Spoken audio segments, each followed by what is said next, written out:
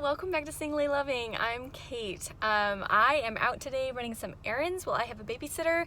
I kind of have to get like all the errands done plus all my work done on a couple days during the week because that's all I can do right now with the whole pandemic and my daycare situation currently.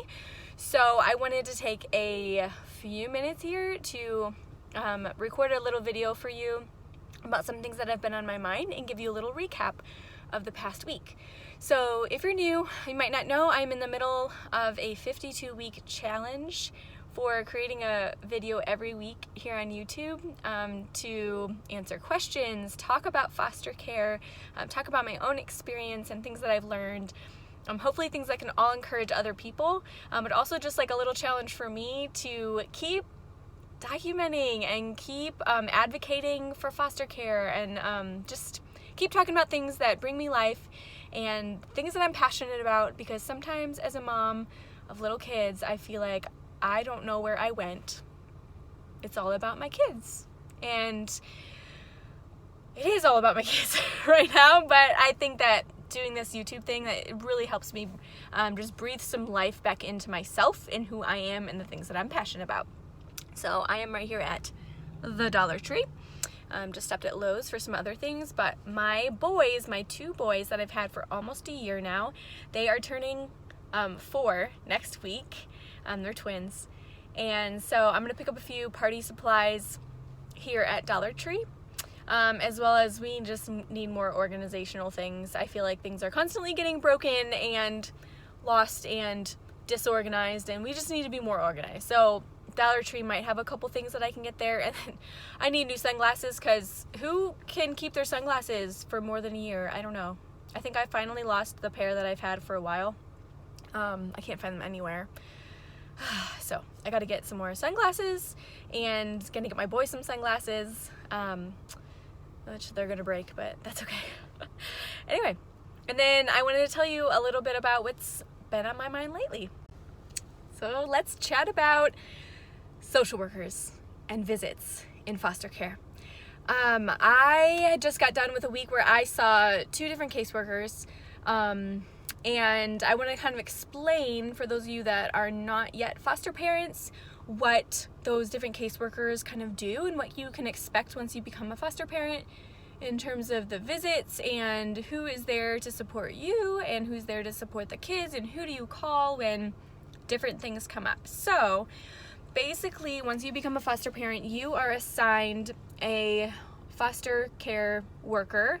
In my agency, this worker is required to see us every other month. So once every 2 months, she comes to the house.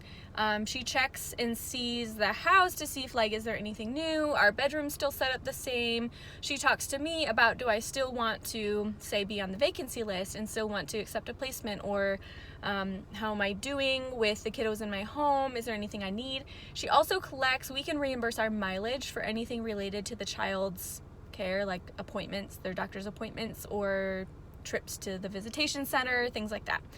So she collects those mileage receipts.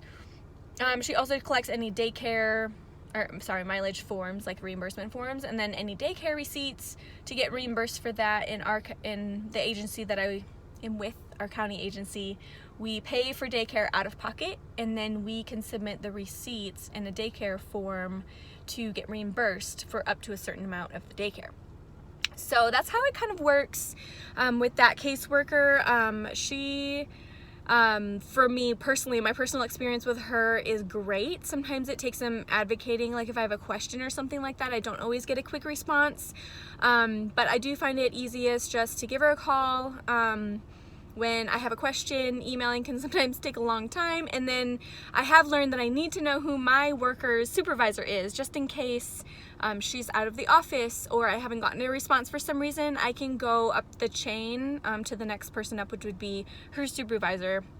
And I have found that person to be extremely helpful, especially like if there's paperwork, say, to fill out for a child, that person can help me get in touch with the right people, to like a family, what do they call it, a family advocate or family something, that's like people that work for the agency that basically like sign, because as a foster parent I can't sign, so they can sign for the agency for like signing a child up for daycare or getting them into school, or things that you need like a parent signature for, doctors type things too.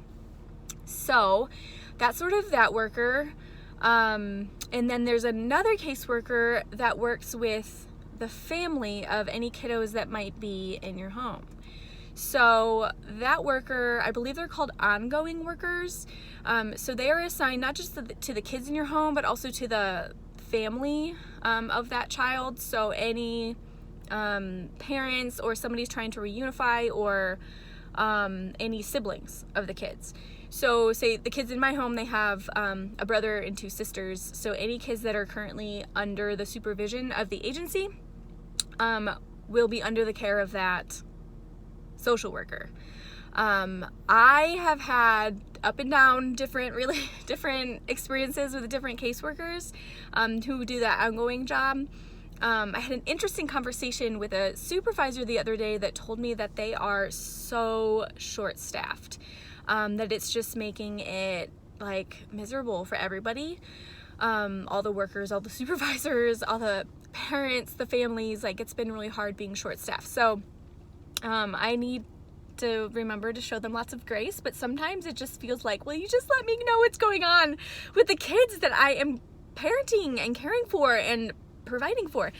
But I will say that I absolutely love the ongoing worker that I have for my 2 kiddos that I have.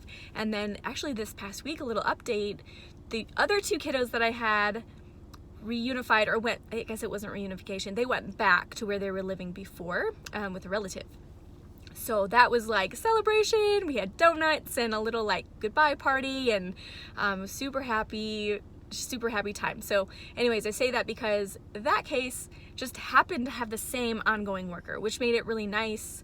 Like she could see all the kids at once, and I felt like I had more contact with her just because I was communicating with her for 2 different cases. So that worker is like anything for the child. You go to her. Anything you need to know about the case, you go to her. She tells you about all the, like if there's going to be court coming up, she updates you about how like people are doing that you need to be like aware of, and she lets you know about visits, and she does so much work. Say I wanted to go out of state for a trip or something like that, I need to get approval, I would go through her. So that worker, she's amazing. I love our ongoing worker.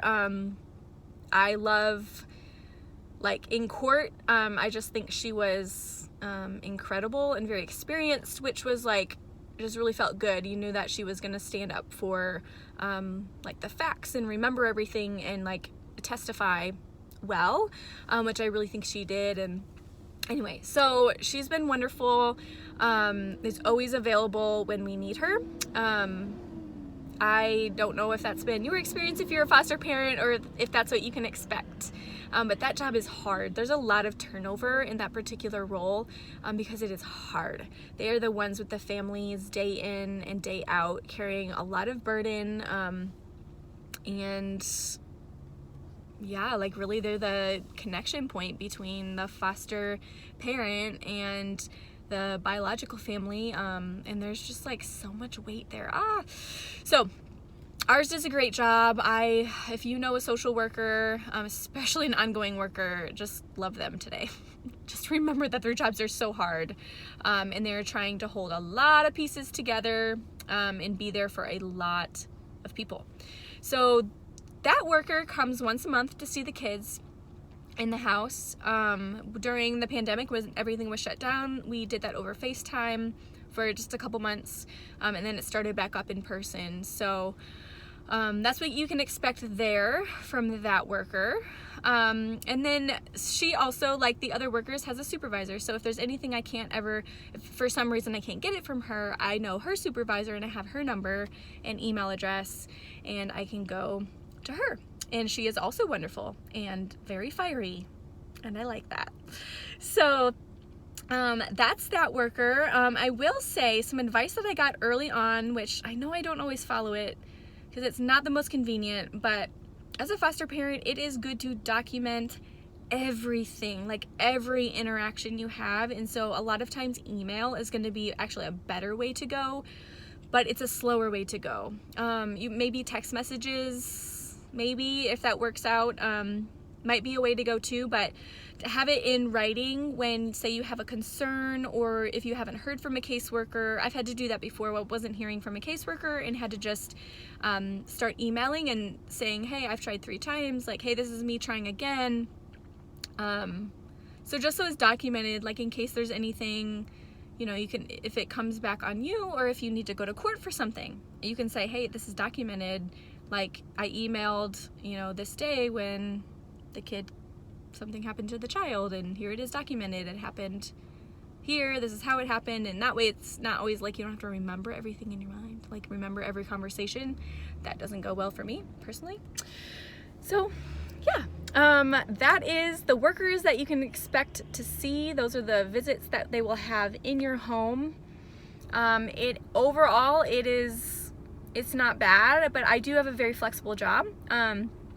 So I suppose if I was not as flexible with my work and needed to do early morning hours or after work hours, it might get a little bit more complicated, but I'm able to just kind of schedule it whenever on a lunch break or something like that and see the worker. They do have to see the kids. That is another thing. So if my kiddos were in daycare, I couldn't schedule a visit while they're in daycare and have them just see me and talk to me. They have to see the kids, make sure they're okay and all of that. So even at nap time, they just peek in there and make sure the kids are there. Yeah, so that hopefully was a little bit of helpful information about what you can expect from those workers. Leave a comment down below if you have any questions about that. I probably skipped something or missed something, or I might be able to help answer a question or two.